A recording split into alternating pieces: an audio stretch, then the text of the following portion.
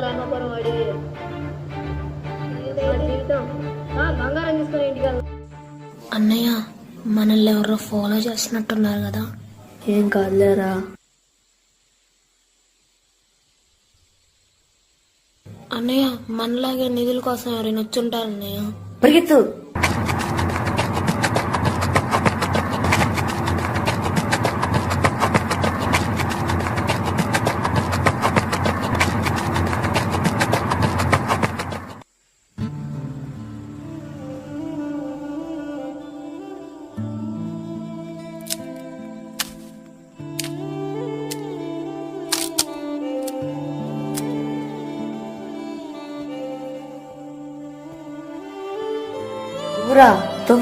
కొంచెం బంగారం దొరికిన చాలరా, అమ్మకు ట్రీట్మెంట్ చేయించుకోవచ్చు.